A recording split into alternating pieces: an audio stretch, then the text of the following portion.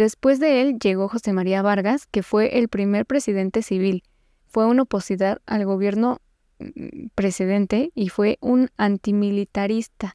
El 29 de abril de 1835, Vargas presentó su renuncia, alegando que no disponía de la fuerza suficiente para mantener la paz.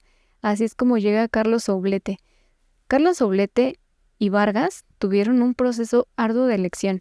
Ellos dos, en el periodo anterior, cuando se nombró a Vargas, tuvieron 3 elecciones indirectas y la tuvieron que repetir tantas veces porque no llegaban a un desempate que marcaba la Constitución.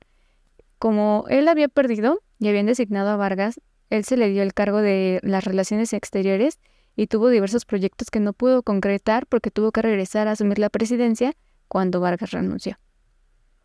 Después tenemos otra vez a José Antonio Páez, que llegó por elecciones indirectas, y luego nuevamente a Carlos Soublette, también por elecciones indirectas.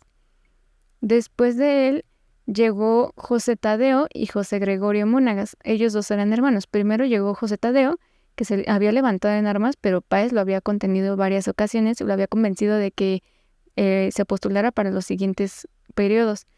Logró llegar a la presidencia con apoyo en las elecciones de 1847 e inició el Partido Conservador, pero después empezó a desplazar a su gabinete hasta ser totalmente liberales y posteriormente logró que su hermano ocupara el cargo de presidente. Este fue José Gregorio Monagas, que no tenía ni idea de lo que estaba haciendo, pero él estaba apoyando a su hermano. Después, nuevamente, llegó José Tadeo al poder y se firmó la nueva Constitución y se cambió el nombre a Estados Unidos de Venezuela.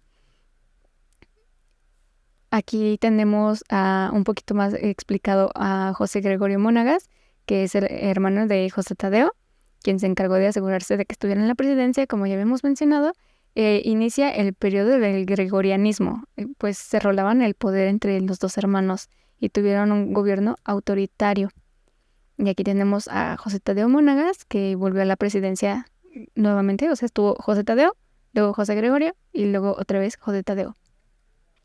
Después de ellos dos estuvo José Antonio Páez, que llegó por tercera vez, ya lo habíamos mencionado 2 veces anteriormente, y este mandato se desarrolló la Guerra Federal, y esta fue la guerra civil más larga y que costó aún más que su independencia. Estuvo en el poder de 1861 a 1863.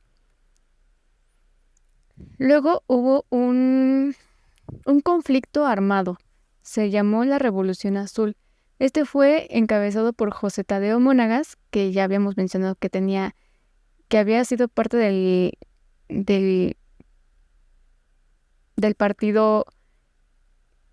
partido rojo, por así decirlo, y después se pasó al Partido Liberal y después tuvo ahí unos problemas de ideales con los demás liberales y aquí se fundó la Revolución Azul.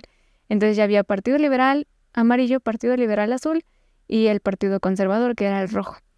Aquí nombran primero al presidente Guillermo Tell Villegas. A la muerte de José Tadeo Monagas nombraron a su hijo José Ruperto y después nombran otra vez a Tell Villegas, que volvió al poder mientras Monagas, el hijo, estaba en la Revolución de Abril o también Revolución Amarilla, que fue, nuevamente lo menciono, la diferencia de ideales entre el Partido Liberal Azul y el Partido Liberal Amarillo. Después llegó Antonio Guzmán Blanco. Él gobernó muchísimo tiempo y aquí se dio el septenio, el quintenio y la aclamación. Al término de la Revolución de Abril o la Revolución Amarilla que mencionamos anteriormente, él fue elegido como presidente por elecciones indirectas y duró muchísimo tiempo en el poder, con diferencia de 2 años, y entre esas diferencias nombró a su compadre como presidente. En la Constitución de 1874 fue reformada el 16 de julio de 1874 bajo el mando de Antonio Guzmán, y él redujo el periodo presidencial a 2 años y obligó a los sufragantes a firmar el voto y prohibió la reelección. Esto es muy paradójico porque él estuvo en el poder durante mucho tiempo. Después ya inició la hegemonía andina, y la hegemonía andina empieza con Cipriano Castro, que inicia la Revolución Restauradora, también conocida como los 60, y porque estuvo acompañado de 60 personas cuando inició la revolución. y al final derrotaron a Ignacio Andrade, que era el anterior líder amarillo, y su mandato dura del 22 de octubre de 1899 al 16 de diciembre de 1908. En 1901 se firma una nueva constitución, se convocó a una reunión y se aprobaron reformas de la Constitución en la que se eliminaron al Consejo Consultivo y favoreció el control ejecutivo sobre los estados. Esta Constitución se firmó el 29 de marzo y para el 27 de abril de 1904 se da una nueva Constitución que cambió el número de estados de 20 a 13, es decir, algunos estados se unificaron.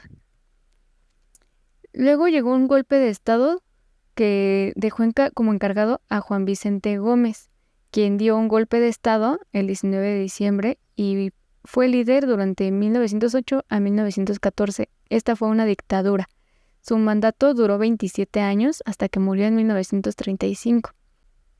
En 1945 hubo un golpe militar, el cual se desarrolló el 18 de octubre bajo el cargo de Rómulo Betancourt y marcó el ascenso más importante al Partido Acción Democrática, o AD.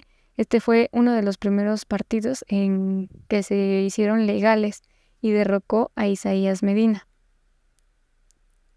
En 1941 se comienzan a reconocer todos los partidos. El Acción Democrática ya se había legalizado porque había sido excluido, por así decirlo.